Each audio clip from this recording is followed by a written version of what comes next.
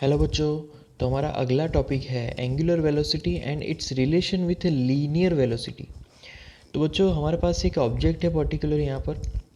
अब वो जो ऑब्जेक्ट है वो जेड एक्सिस के अलोंग यहाँ पर रोटेट हो रहा है। ठीक है। अब यहाँ पर मान लीजिए कि हम लोग अलग अलग पॉइंट को एज्यूम करें, अलग अलग सरफेस, जैसे कि अलग अलग पॉइंट एज्यूम करेंगे तो वो जो पॉइंट है उसका जो डिस्टेंस है वो एक्सिस से अलग अलग होगा। जैसे कि यहाँ पर एक पॉइंट है, यहाँ पर दूसरा पॉइंट है, तो एक्सिस से यहाँ पर पॉइंट्स अलग अलग होंगे। जैसे कि यहाँ पर अगर नज़दीक लो तो वो एक्सिस के ज़्यादा नज़दीक होगा।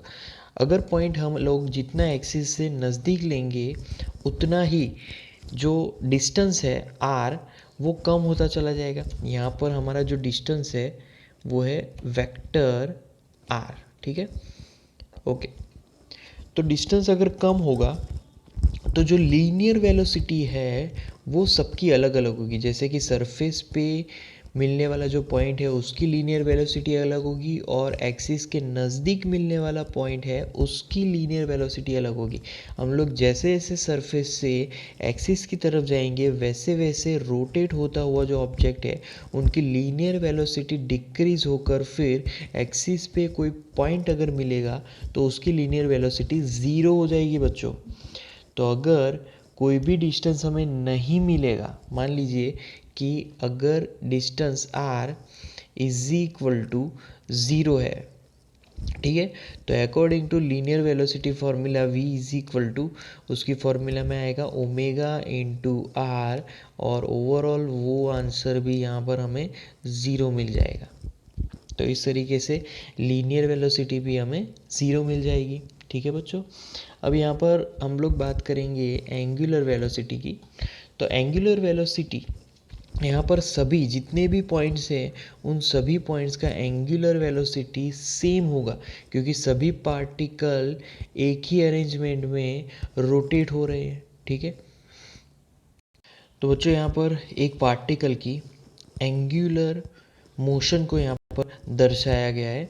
जैसे कि एक पर्टिकुलर पॉइंट है P, ठीक है, और उस पॉइंट पे हमें वेलोसिटी, एंगुलर वेलोसिटी, उसका डिस्टेंस अगर देखना है तो आर परपेंडिकुलर उसका डिस्टेंस है। क्यों आर परपेंडिकुलर? क्योंकि वो जो डिस्टेंस है वो एक्सिस के परपेंडिकुलर है। ठीक है।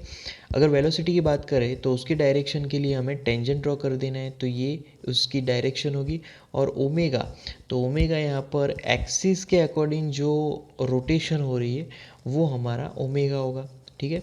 अब हम लोग ओरिजिन पे अगर कोई पॉइंट एज्यूम करते हैं तो वहाँ से पी पॉइंट का जो डिस्प्लेसमेंट, जो वेक्टर बोलते हैं, उसको हम लोग बोलेंगे वेक्टर आर। ठीक है। अब इसका हम लोग एक पर्टिकुलर अलग कॉन्सेप्ट में इसको स्टडी करेंगे। ओके। अब मान लीजिए कि हम लोग स्पीड की अगर बात करें, लीनियर वेलोसिटी की अगर बात करें, तो यहाँ पर आएगा ओमेगा क्रॉस वेक्टर आर। ठीक है।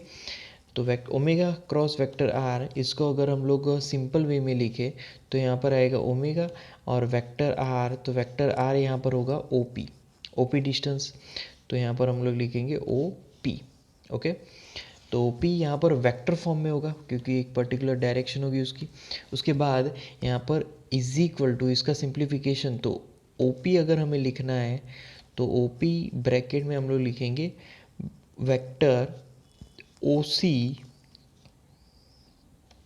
Then plus vector C P, right. तो omega cross bracket vector O C plus vector C P. Okay. अब यहाँ पर जो एक पर्टिकुलर कंडीशन है वो अगर लिखी जाए तो but omega cross vector O C is equal to, यहाँ पर आएगा ज़ीरो। अब ज़ीरो क्यों आया? क्योंकि अगर ओ सी की बात करें तो ओ सी के अकॉर्डिंग यहाँ पर कोई भी लीनियर वेलोसिटी नहीं मिल रही है, क्योंकि ओमेगा और ओ सी अगर एक ही डायरेक्शन में है तो यहाँ पर एंगल ज़ीरो हो जाएगा। ओमेगा और ओ सी के बीच एंगल ज़ीरो हो जाएगा और साइन ज़ीरो ज़ीरो हो गया।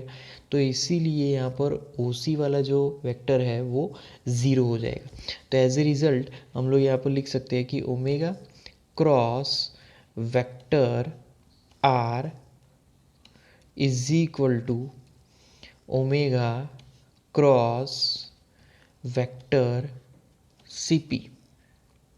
ठीक है। तो इस तरीके से एक इक्वेशन फॉर्म हो जाएगी। तो यहाँ पर ये हमारी वेलोसिटी की फॉर्मूला है। अब यहाँ पर हम लोग लिख सकते हैं कि वेक्टर v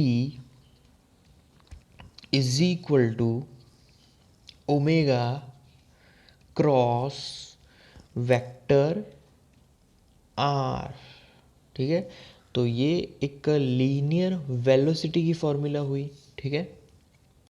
तो बच्चों एक पर्टिकुलर फिक्स पॉइंट से अगर रोटेशन हो रही है तो वहाँ पर वेक्टर ओमेगा चेंज नहीं होगा, बट अगर उसका मैग्नीट्यूड चेंज हो रहा है तो ओमेगा चेंज होगा। बट अगर इंस्टेंटली अगर उसका डायरेक्शन चेंज हो रहा है तो भी ओमेगा चेंज होगा, अदरवाइज ओमेगा यहाँ पर चेंज नहीं होने वाला।